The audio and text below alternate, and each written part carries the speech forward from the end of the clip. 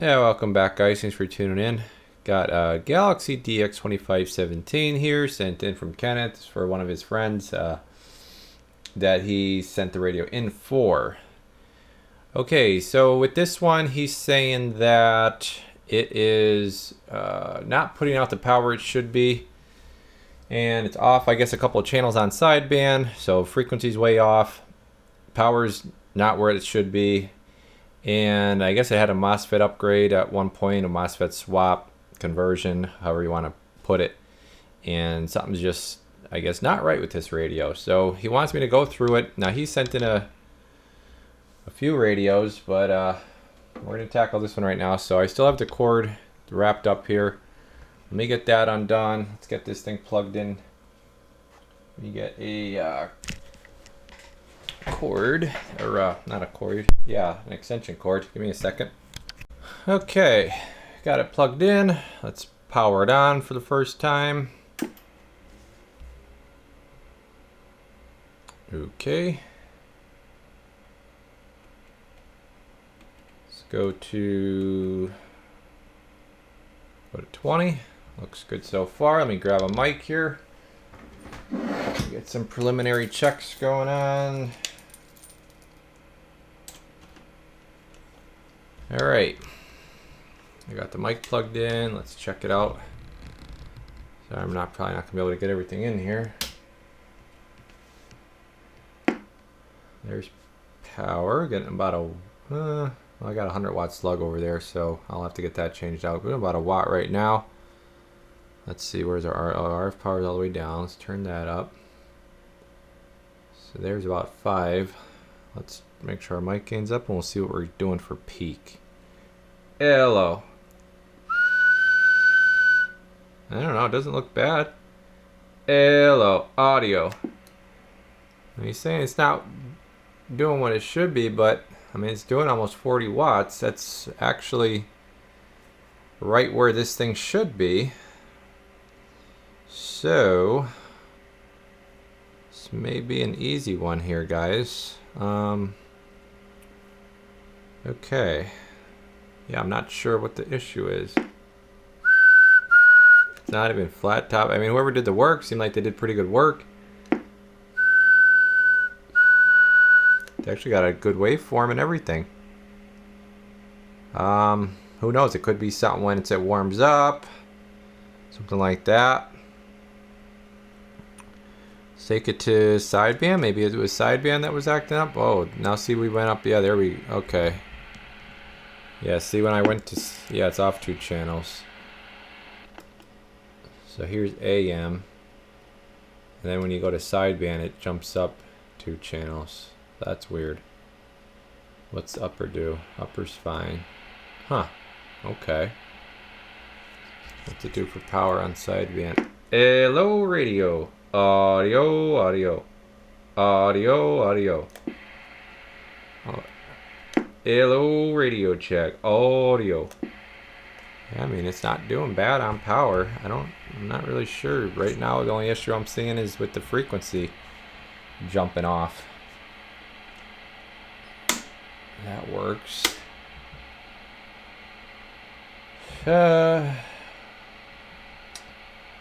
I mean, could it be as simple as an alignment? Let's dig into this thing a little bit and find out. Okay, I have, I don't even know what to say. I have found something here that I was not expecting. It is not a MOSFET conversion that was done to this. I am wrong. Okay, when he said MOSFET conversion, I thought he took the final from the dual, you know, this is supposed to be a dual finals and converted them to MOSFETs. We don't normally really ever see in these. But what ended up happening is this here. So we have an RFX, now this is not a 95.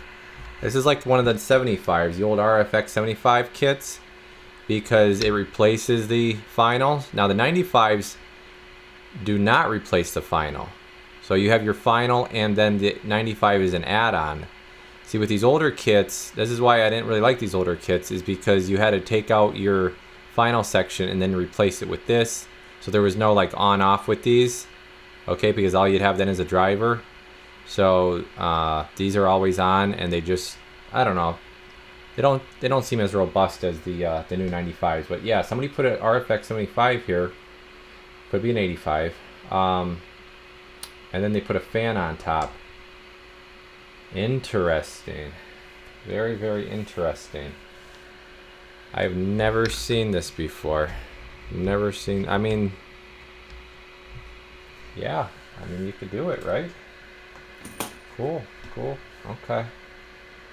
I always like to see, you know, guys being creative and stuff like that. But yeah, so it is definitely not doing, you are correct. It is not doing the right power now that I see that it has an RFX kit. So it is down on power quite a bit. Okay. Okay, so why is that? I could probably... I mean, I could probably go through... I mean, I could go through this kit and see if something's burned up in there. I could check this output section here, or... instead of screwing with any of that, something I could do is I could put the finals back in and then put an RFX95 in here. But I don't know what kind of money he wants to spend on this. I don't even know what the bottom side looks like. I do have some fresh HG finals that I could put in. Let me get the bottom undone on this, and I'm gonna see what the bottom side looks like. Maybe something came undone. Somebody's been in here, so I don't know if this blew once or something. Let me get you guys zoomed in. See all that?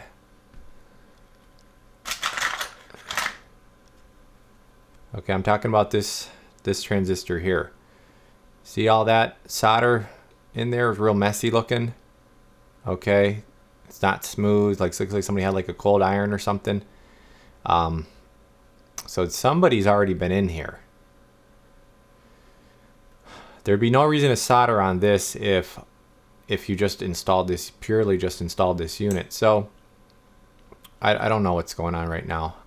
Yeah, the more I'm looking at this, I'm just really not liking this solder work at all. I mean, this is really bad. This is really bad stuff here. A lot of these traces are ruined. The pads are just totally destroyed.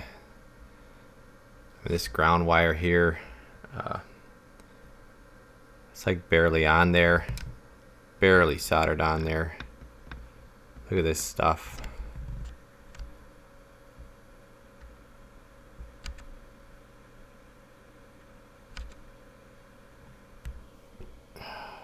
That orange wire is barely on there. I mean, the red wire is barely on there. All these are connections are, I mean, about to come off. But yeah, see with these kits, they ran power. I don't know. Then they have this power wire here. Okay, then they look like they tried volt in it. I don't understand that. Yeah. Okay. All right, we're back, and I probably would not ever do this again with what I just did this radio if it wasn't for a good customer like Kenneth is. So this was a lot of work, really a lot of work, because you're not the one that did the original work. When you're not the one that, you know, say it's been to however many shops or through however many hands, and you're trying to undo everybody's work. It's just, and when the soldering was that bad, there were so many solder not solder blobs, but what's the word I'm looking for? Oh geez, solder bridges. There were so many solder bridges that I had to clear up that actually caused, like, half the problems were just stupid solder bridges. So yeah, we got this thing working. Here's the solder work now after I've been through it. You see there's nothing weird going on now. I cleaned it up as much as I could, but here's the thing, like, for example, right here, you get a pointer. Like there's just no more trace here. The pads and everything's just totally ripped off. I had to do a jumper wire here. That's what you got to start doing once you start getting. And sometimes I had to I tacked them onto the underside instead of the top side because just different, you know, fitment issues. But yeah, luckily I had the parts to put everything back in this. So if anybody has any Galaxy Ranger chassis parts radios laying around, give me a shout. I'll probably snap them up off you if you know, want to let them go at a decent price. I'll try to throw you a couple bucks for them, but I'll definitely pay shipping at least. I don't know if you're just trying to gain room and you don't have the heart to toss them. You know, I could always use parts, guys. Okay, so here's what we got going on. So took out that RFX kit that was over here. All right, I'm gonna put another one there. It's not a bad spot. Here's what we decided to do. We're gonna do an RFX95 kit there with a fan, the right size fan. I'm gonna put a thermally controlled switch in it. We decided to put this back to factory.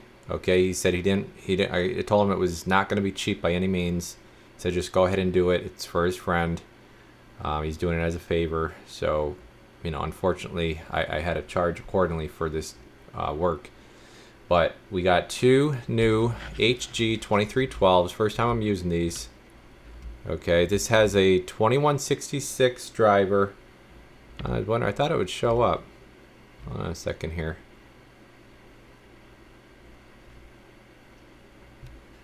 Can I get it to show up?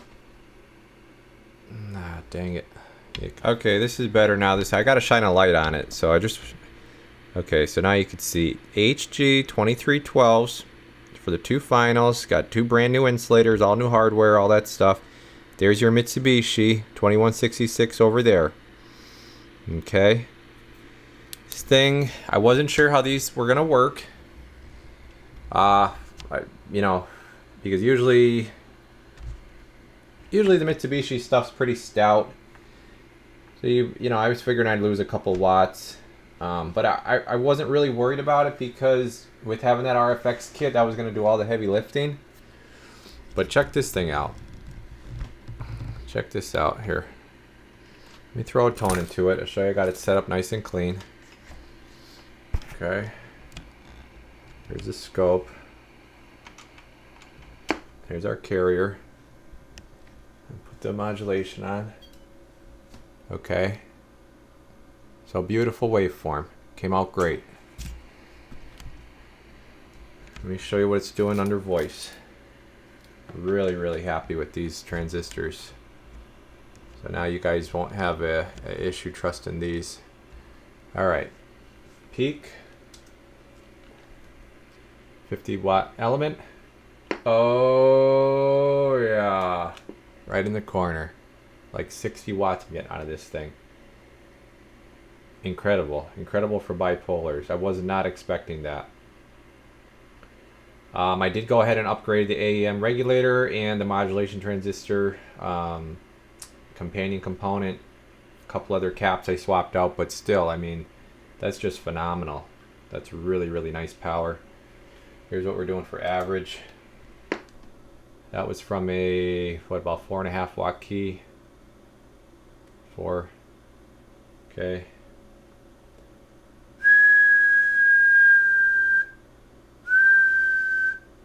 It's got good average. Here's what the key all the way up. Actually really woke up there, went up to like 15, 16 RMS. Audio. Well, 15 on the LP, not quite on the bird, but yeah, this really, really strong radio now. And yeah, this thing's just gonna be a beast. It's gonna be a total beast. Should sound great on the air. Let's see here. I get a quick little audio check. 1 1 1 2 1 2 1 2. Does that have echo? Yeah, here's echo.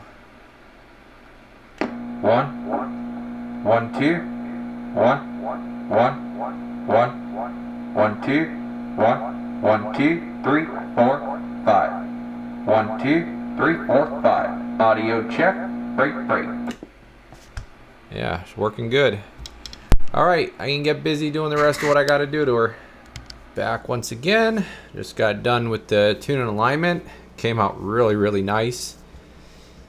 I really wasn't expecting this radio to have as good a receive and transmit as it does, especially after the rough life it seems to have had.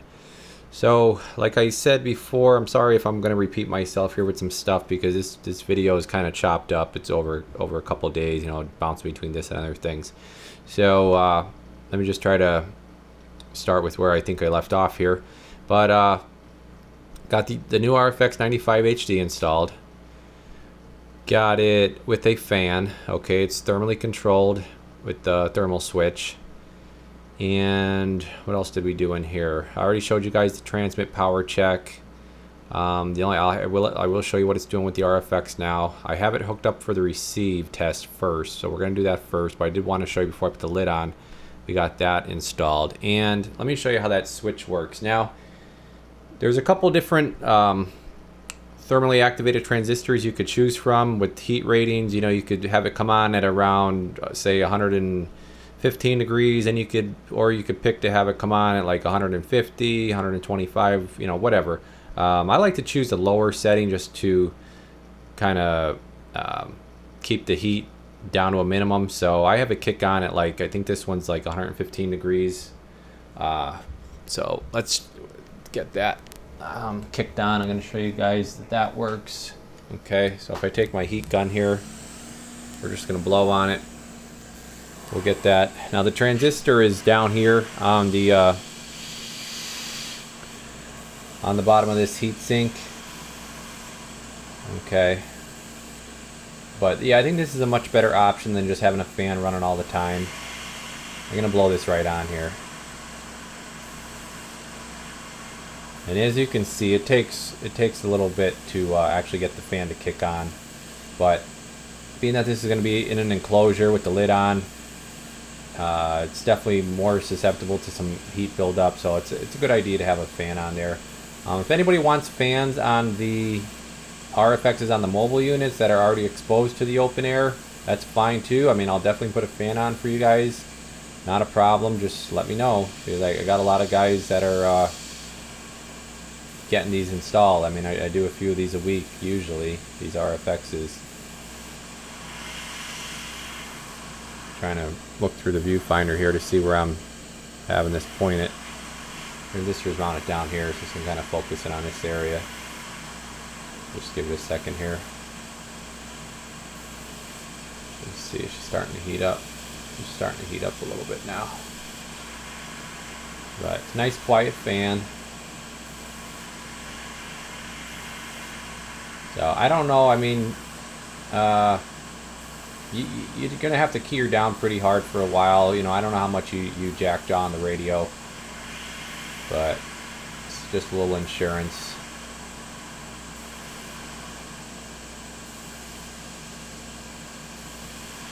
Just give it a second here. Should be kicking on any second.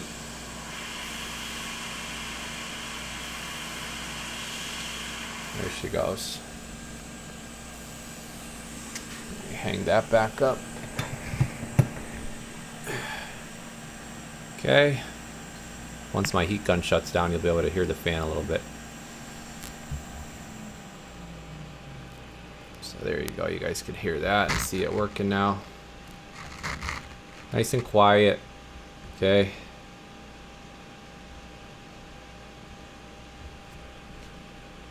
So you really aren't going to hardly even hear it once the, like if I turn the volume up, and if you have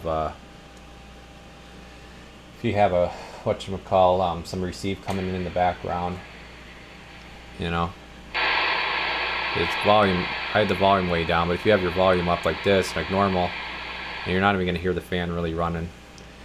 So, alright, just wanted to show you guys that is working. And, well, we could probably wait here a second, watch it turn off. Just make sure that everything's working good. Yeah, it's already getting pretty cool.